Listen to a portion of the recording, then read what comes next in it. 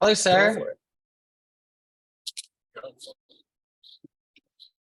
Hello, Mr. Hello, everyone. Kovar. I'm happy to be here.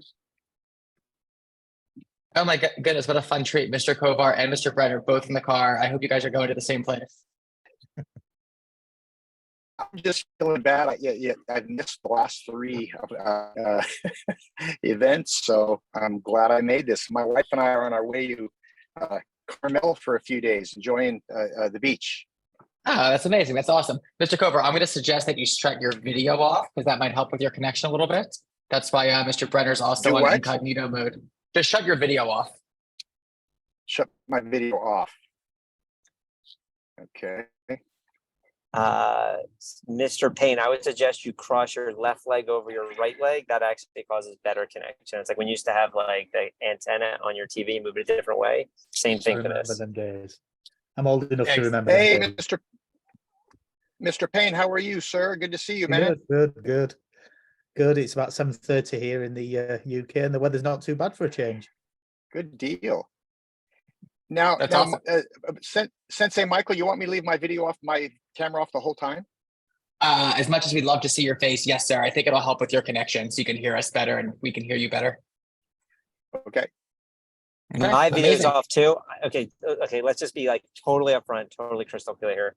Sensei That doesn't Michael work. wanted to be the second most handsome person in the room, so he got rid of Mr. Kovar and I. So you're welcome. Exactly. Yes, sir. Yeah. Now that I have all this bio oil, I look extra good. Yeah, I got rose hip oil because it said it's the same thing. I was doing some research. Okay, we'll see. Anyway, Mr. Payne, welcome to this. Nice Yeah, to be Mr. here. Cook. Nice to be here. Yeah, so Mr. Payne, if you want to take a second to introduce yourself, what I know of you is we've messaged on Facebook and Mr. Brenner shared the message you sent him after our talk last week on retention. So I would love for the audience to get to know you, and then it sounds like you're doing some really cool stuff. Okay, my name's Phil Payne. I'm a coach here in the UK, and I've been since about 96, I think it was, when I started coaching. Started martial arts in about 1990, I think it was. And then in 2009, I took on my first full-time venue, and then 2014, my second. But the reason that we're here talking about retention is because I've been sort of studying motivation, especially within children. But a lot of this stuff that I tend to research tends to work across the board, really, for any humans. The biggest part of that is spent on intrinsic motivation, which I know we're going to probably look at in a little bit more detail today. But I have my own little model that I've been working on in the background for quite a few years while I've been studying at university. I've been studying sports coaching since about 2012, I think 2011. And that led to, I think I started off with a PT qualification. That led to a coaching foundation degree, and then a BSc, and then an MSc, and then ended up on this trail that I've ended up on now, doing a doctorate, which for somebody that left school with virtually no qualifications whatsoever, I don't know how I found myself in this position of learning about coaching and how we can do it better. The problem that we've had for a long time as well is that there's not that much research within the coaching environment to say what really works and what doesn't. We get information from people saying about how everything works in their club as an individual club, but there's not much research behind it a lot of the time, just because there's not really a slice of academia working on martial arts coaching as such. Which makes my life a little bit difficult. That makes the stuff that I'm studying more meaningful. Yeah, sorry. I mainly teach taekwondo and jiu-jitsu as well.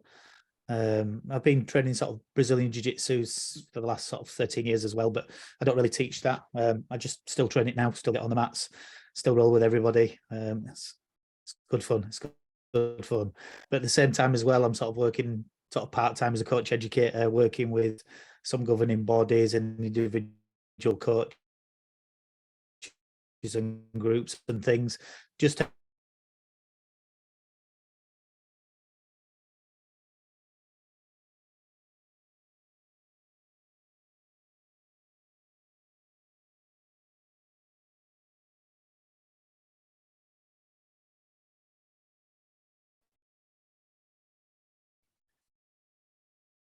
Can you hear me? I lost you for a second.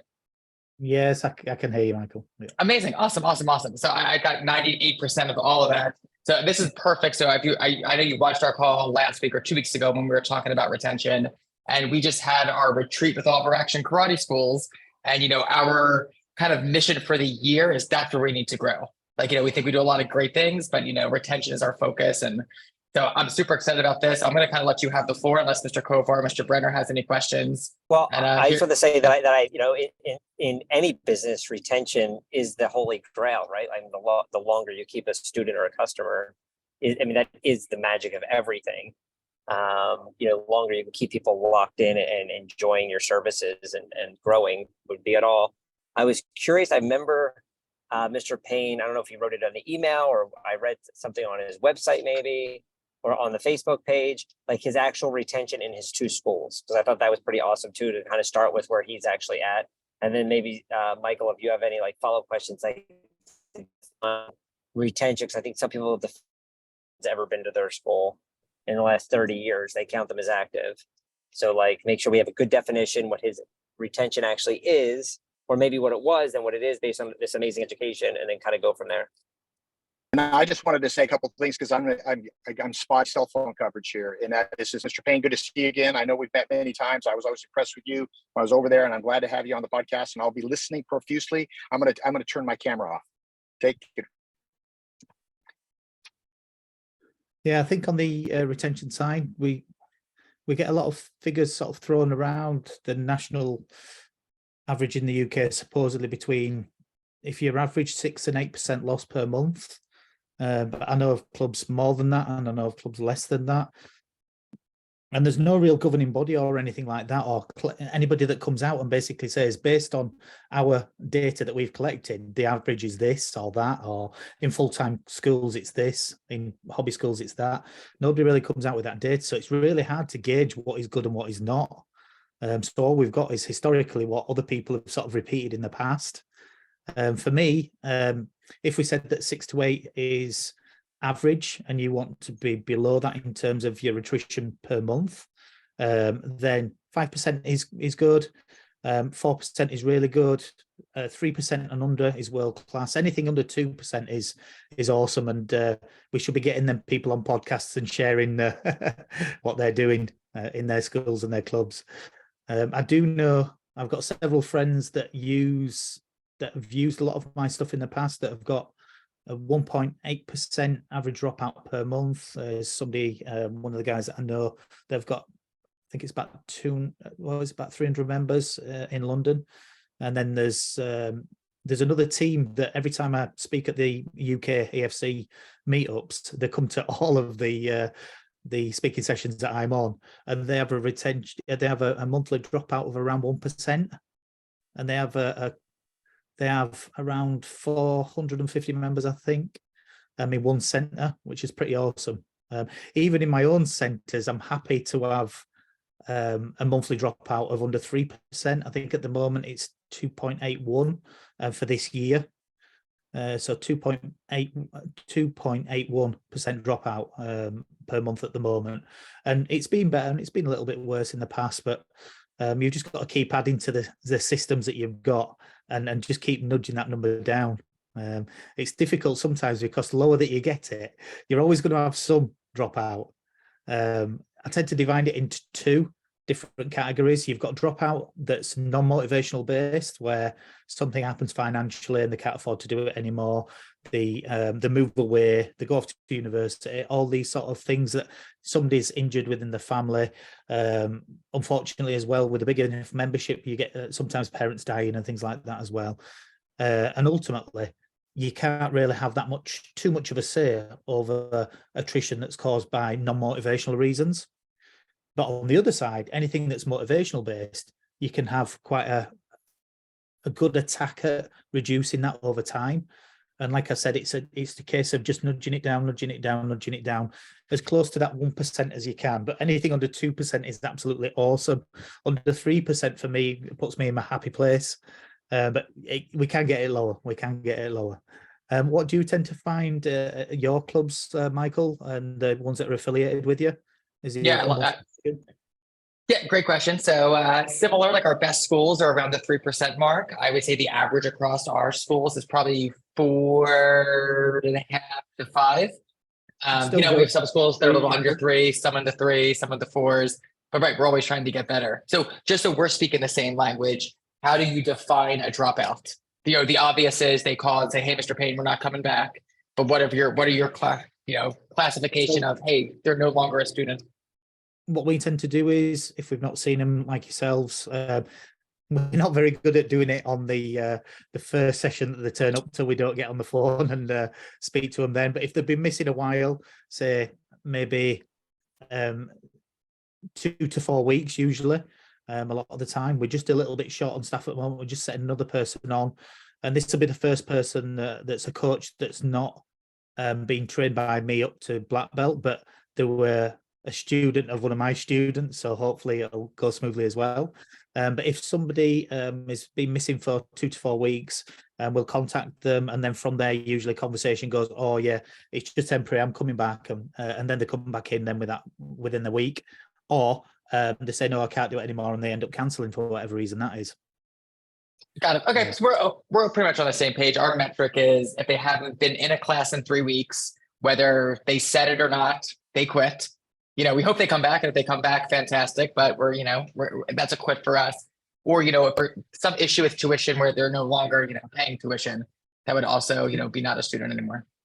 In the UK, we're quite keen on getting them to either commit to staying and training or dropping out at that point, because in the UK, rather than charging a card, we have a direct debit system, and there's an option for that person further down the line to do a direct debit reclaim, which basically claims back their direct debits up to a certain point, whatever they say, really. And it causes a lot of hassles. We've only ever had 2 in the whole life of the clubs ourselves, but I know that others have suffered with it in the past. So if they're not training, then we either want them to commit to coming back in or just drop out for now. And we still get people coming back later on, which is great. But as soon as they're off the system, they're off the system. Love it. Okay, all right, let's get into it. So I'm excited to hear about this. So what we tried to do is I've been developing this model in the background, which has basically got 3 levels to it.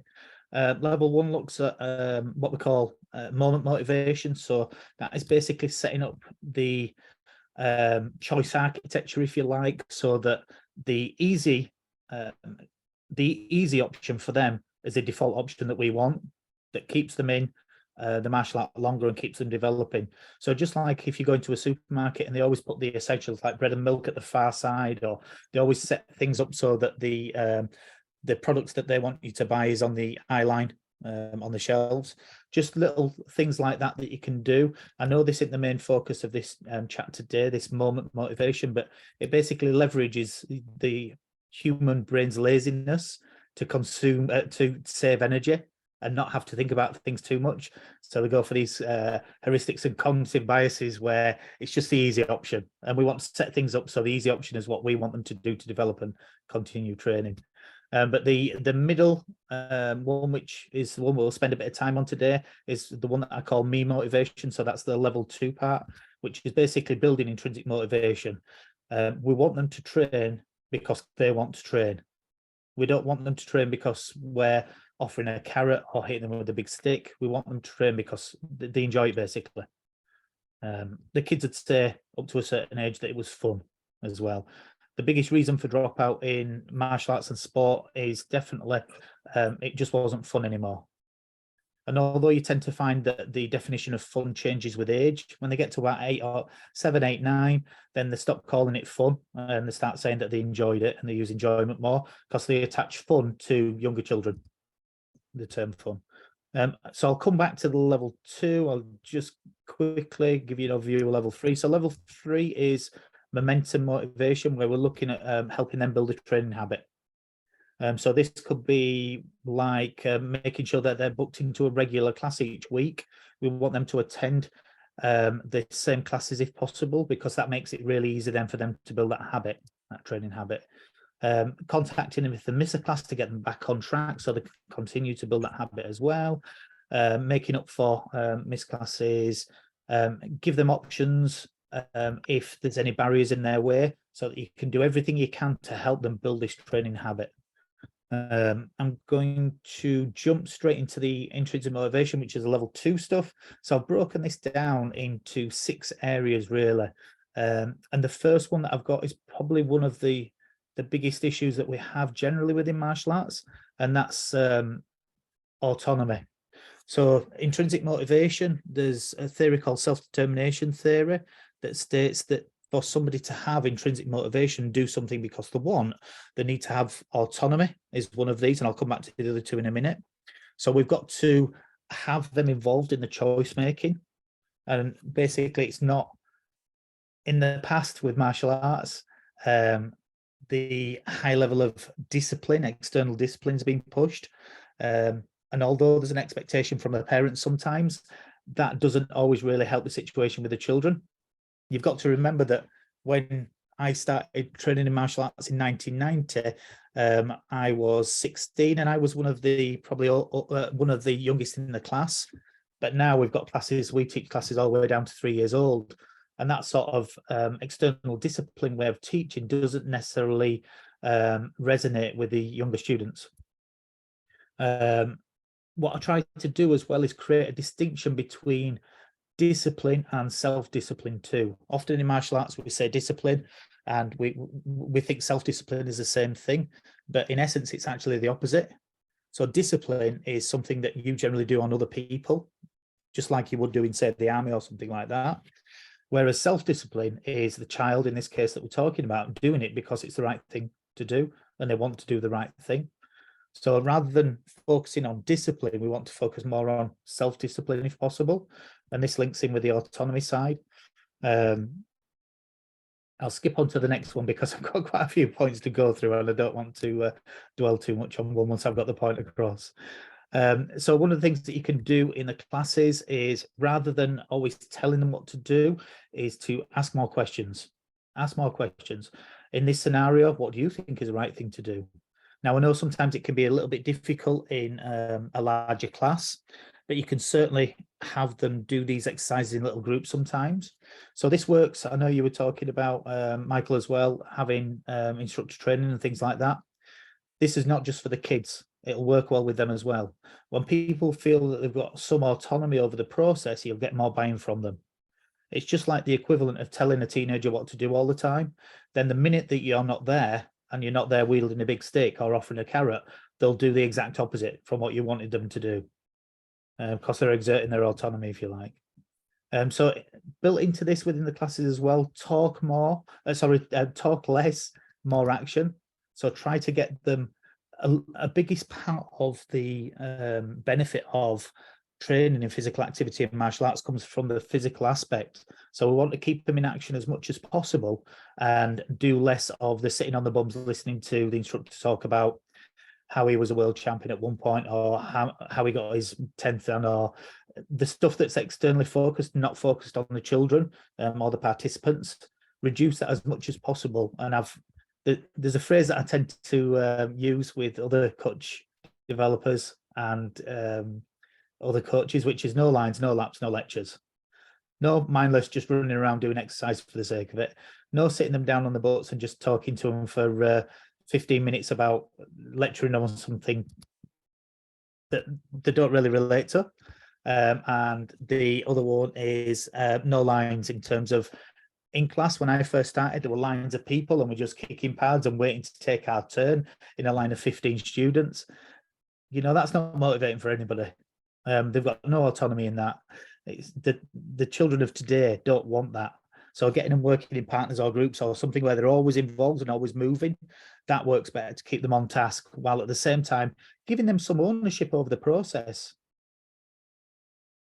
Next, create a safe training environment for them to make mistakes. You don't necessarily always want them to get it right. I know that sounds like a daft thing, but making mistakes is part of the learning process. Just like at my club, I never want them to get to black belt without having struggled a little bit at least.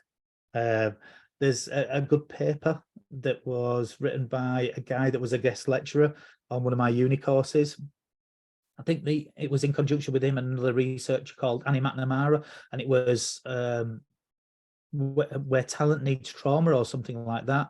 And basically the study was looking at the fact that the people that reached the highest levels, they had trauma within that, and there was ups and downs. The people that had smooth sailing, they didn't reach the same heights. They weren't used to dealing with that trauma, if you like, and learning how to get around that and building resilience and grit from that. So create a safe environment for them to make mistakes. You don't want to be jumping all over them. Let that be part of the process. Next, you can create a sliding scale on the choice with choice. So the little dragon sort of side at the younger end, their choices might be, what animal do you want to move across the floor as? Or taking little options, what technique do you want to do here if it's, say, the 5 to 6s or something like that, right up to when you're training sort of athletes preparing for competition, that you actually involve them in the process of building the program for them. So you've got this sliding scale all the way from the bottom end all the way up to the top end, where you're just involving them more and more and more. The last bit of autonomy is using something called games-based learning or constraint-led learning. There's lots of different phrases for it. TGFU is another one, teaching games for understanding. And then there's game sense approach, ecological approach as well. These are all similar sort of ideas, which is basically creating games out of your whatever your sparring is, if you have sparring or if you have self-defense exercises, creating little games around it where you're controlling the constraints but letting them come up with the solutions. So this all helps towards building autonomy within your classes. So that's the 5-6 points that I wanted to go for autonomy. I don't know how we do for time. The next bit is setting the challenge level right. So what you're trying to do on this one, so when I mentioned self-determination theory, the reason that people are self-motivated to do something because they enjoy it, we mentioned autonomy, and now we're looking at the next bit, which is making sure that the challenge level is at the right point. So in self-determination theory, they call it competence. So making sure that the students feel competent. Well, really for me, they don't have to feel competent all the time, but that challenge level just needs to be a little bit out of their comfort zone and not too far. If you think baby steps, then that's about right. If you can set the challenge level in the Goldilocks zone, then that'll really help them progress and level up, because it won't be a big step. Now, if you are asking them to take a bigger step, then what you've got to make sure is that the support that they have is equal to the step that you want them to take. So if there's only a little step up, then you only need a little bit of support. But if it's a big step up, then they need a lot more support. If you can make sure that you operate from the point of view of praising the process and praising the effort that they put in, then that'll foster the, I don't know if you've read the growth mindset work from Carol Dweck, but along them lines of making sure that you're not praising the outcomes. You want to praise the process, because that's what you want more of. You could praise the outcomes, but they wouldn't know how to get more outcomes. All you can control is that praise towards the effort and the process, the reasoning that they've gone through and the process that they've gone through to get to the result, if you like. So that's what you want to process, because that's what you want more of. Make sure the the content that you're putting across is age appropriate. I mentioned right at the beginning that we're still a lot of the time coaching kids the same way that we were coaching adults, and that doesn't really sit well for fostering competence, the feeling of competence, because you're basically asking to do something a lot of the time that's not really possible for them. Whether you're asking a 4-year-old to sit still for 2 minutes to listen to you talk about whatever it is, or whether you're asking a 10-year-old to do break-in or something that's out of their development phase, if you like. Age appropriate contact, differentiate for Goldilocks zone. So differentiation is important. So you'll set up your class plan. You can't do individual plans for everybody. But what you can do is differentiate for each child. So with some children in the class, you'll work on a technique that they'll find really easy. Then you make it a little bit harder for them and you personalize it. You get a child that's really struggling with a specific technique, then you make that a little bit easier. So that differentiation is really important for them to feel competent, or at least that what you're asking is within their capabilities. Because as soon as something looks like it's going to be too hard, they'll just disengage and you'll lose them. Okay. I wanted to just comment really quickly. I just love the line, what you said, no lines, no lectures, no laps. I thought that was a real keeper. Great information so far. Oh, you wrote it down this too. Yeah, really good. I think what you've done is you're quantifying stuff that I instinctively know and teach, but I haven't really been able to articulate it, or I don't want to say but I've learned over, 50 years of teaching stuff that you're going, oh, that's right. That's what we do. So I appreciate, the kind of the syntax that you put this together with and stuff. It's really, really good information. I'm not I'll say now that I'm not the best coach. There's so many more people that are better than me and more creative. But my role, if you like, is helping people like Mr. Kovar put a little bit of theory and research behind what he's doing to say, oh, that's why it works. So I'm really good at looking at practice, coaching practice, and then sort of understanding why things work and why things don't work.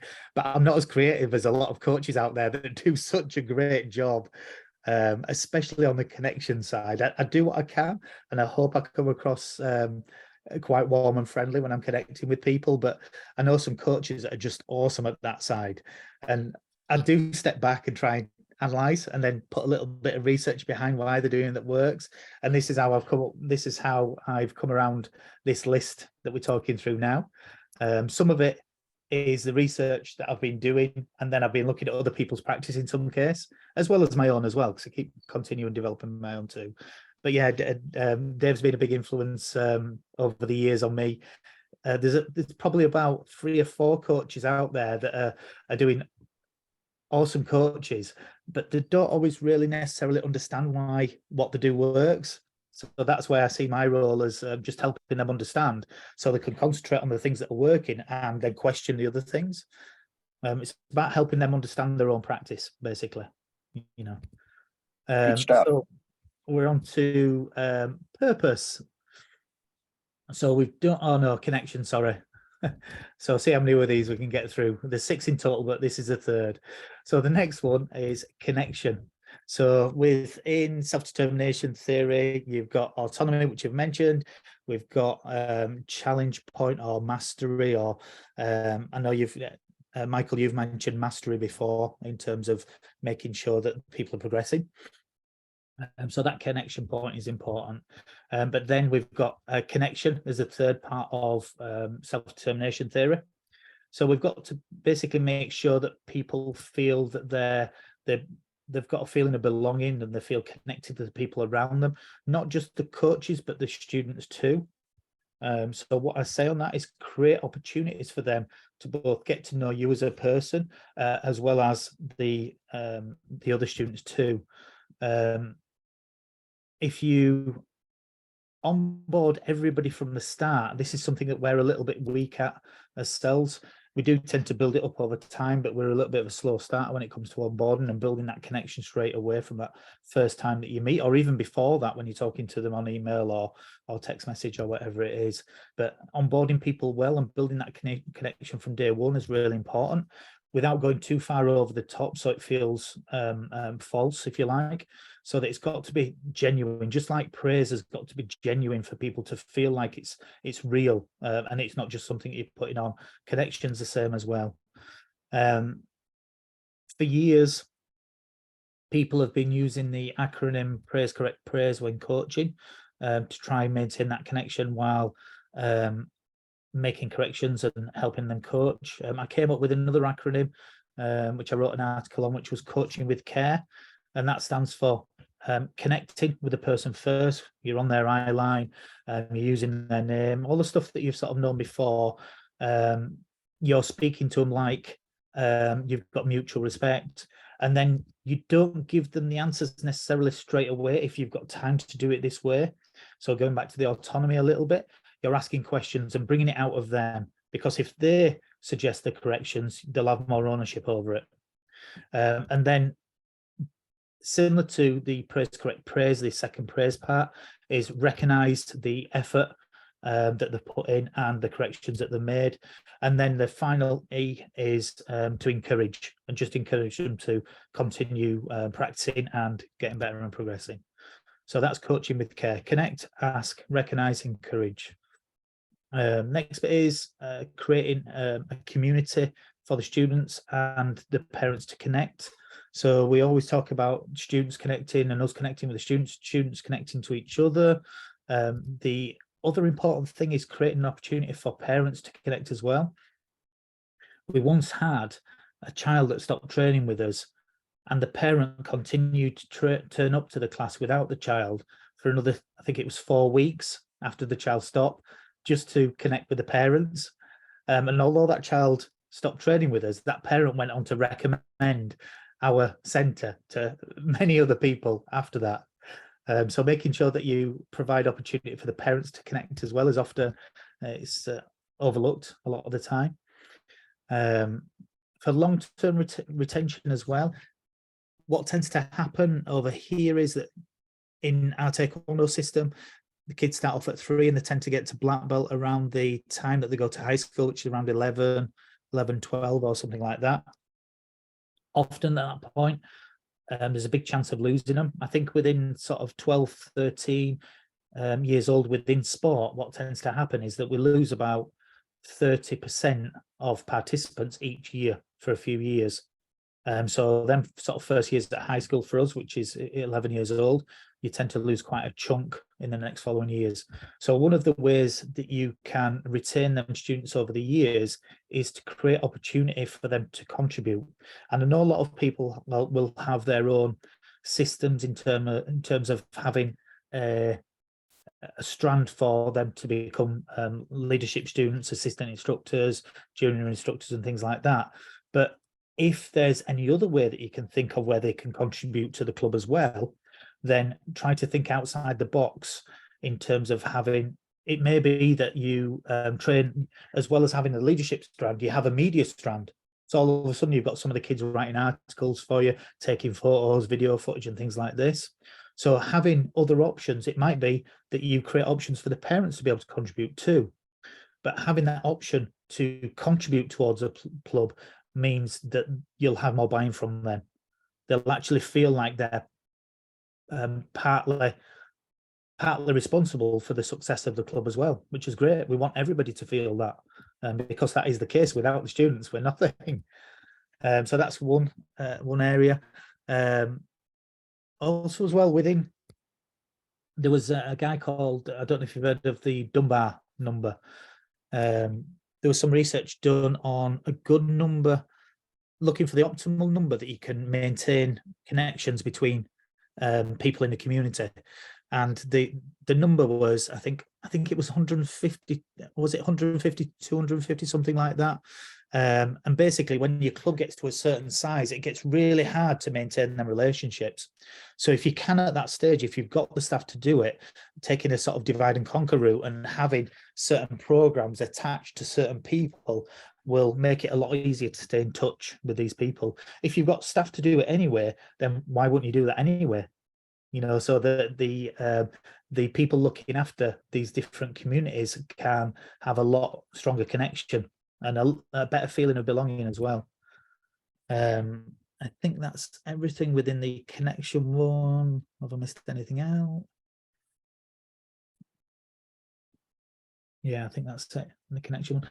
Also as well, if you can provide, I've just produced an article now that talks about reducing unnecessary chattiness in classes, especially amongst your teenagers. 25 points is in it. I've just launched that today. But if, while you want to get rid of chattiness while you're giving instructions, you do want communication amongst the students and you want them to make friends. And what tends to happen is that The reason that people join a martial arts club is not always the reason that they stay within the club. You might have heard it before, but people have come for the product or service, but they've stayed for the community. So it's important within the classes, as much as you can, to create opportunities for students to mix together, work as groups. I tend to have a little way of forcing this without taking autonomy away from them, which is when we're working as partners, I'll say, go get yourself a partner, we're going to work on whatever it is, and they'll go find a partner. And then after 2 minutes or 90 seconds, we'll say, okay, change partners. You can't go with the same one that you've been with already. So what you're doing there is you're creating, this goes back to number 1 in my list of using choice architecture, if you like, where I'm not taking the autonomy away from them, but what I'm doing is I'm creating an environment where they still get autonomy to choose the people, but they just can't choose all the people that they normally choose. So creating that forces them to go with other people and build new relationships, if you like. And it stops people being left out too, which is a great bonus. Okay, we're up to purpose now. So I think most of you probably heard of Simon Sinek's Start With Why. Going back to the essence of the club and the purpose that it's there, and then getting buy-in with the students is really important. In fact, I've got point 2 as making sure that you've got alignment with the students for your mission, visions, values. Okay, they should be the North Star for the club, but not just for the person that runs the club, and not just for the staff members, but for the students as well.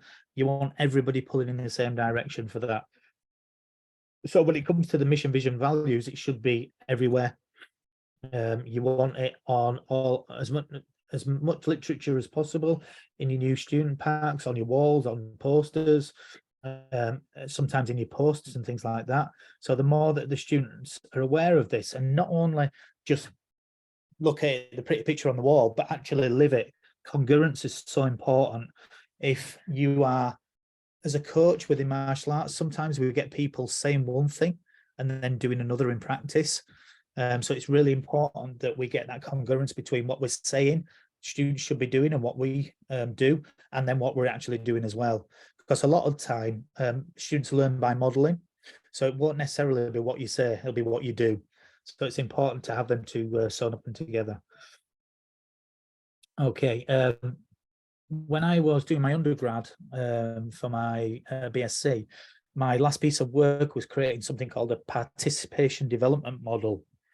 And basically what that is it's a 1-page document that displays all your programs and your streams and how everything fits together and different values on each, so that everybody understands they've got a total clarity of their customer journey, if you like. So it's like the sport equivalent of a customer journey, but it's got all the values attached to it and all the, so you've got your foundation program at the bottom, and then you've got your next one. You might have a performance program, and then you might have a recreational program, and it's basically documenting that so everybody knows what's coming next, if you like, and you can then get buy-in for the next stage before it happens. And what this also does is it reduces the amount of dropout in between programs, because they know what's coming, they know what's involved, and they know everything that up front before it happens. So that's something worth having in terms of a document within your club. I've already been through the reason they start is not the reason that they stay.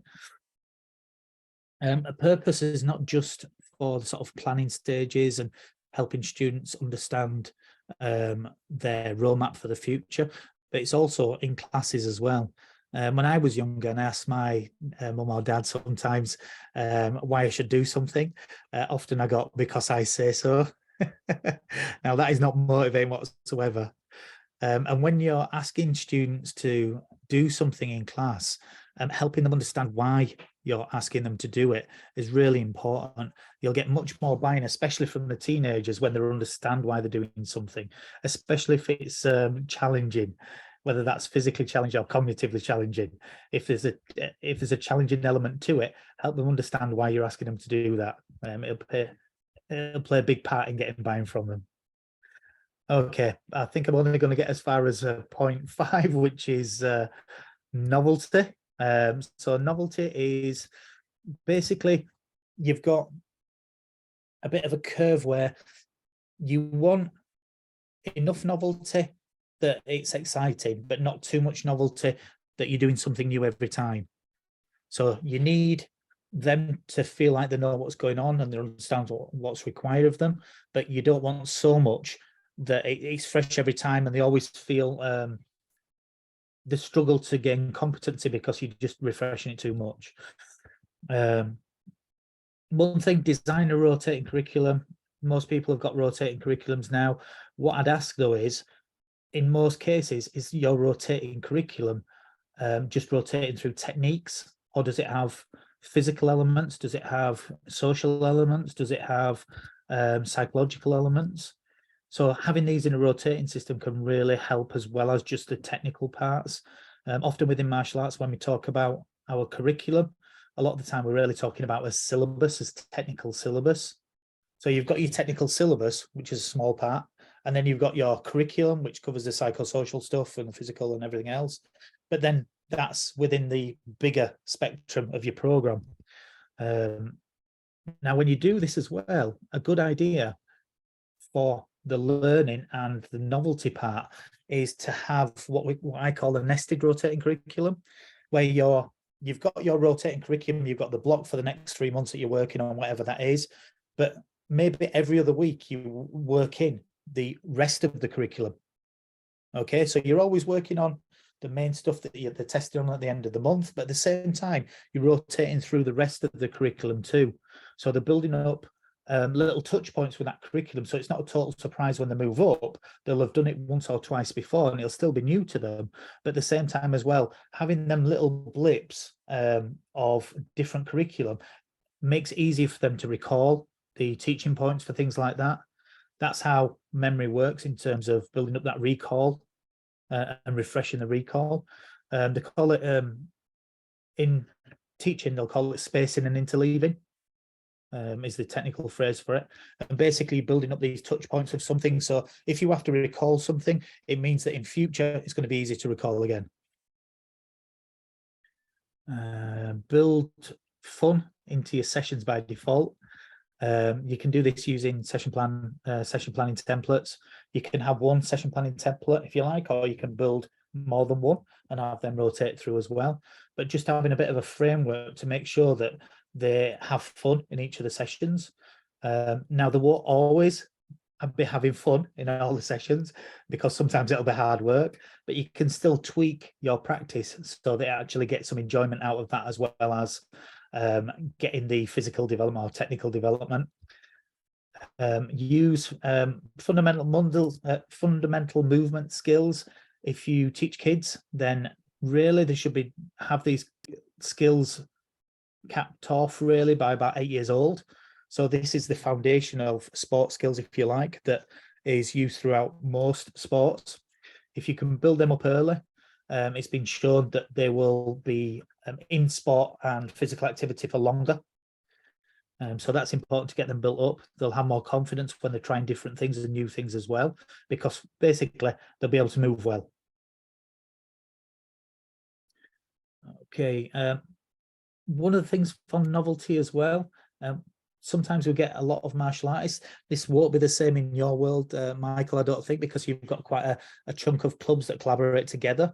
But in the martial arts world, we get a lot of the time people just operate in a vacuum, in a bubble, if you like, and they don't get to share ideas with other coaches. So if they can get together with other like-minded coaches, not necessarily on the doorstep if they're worried about that, although they shouldn't be really, but if they can get together with other coaches and just share ideas for classes and different drills and things like that, I think that refreshes the coach's enthusiasm for teaching as well, especially when they see something that they think is cool, and just having that community feel to with the other coaches. I think it's really beneficial for long-term retention of the actual coaches within the martial art.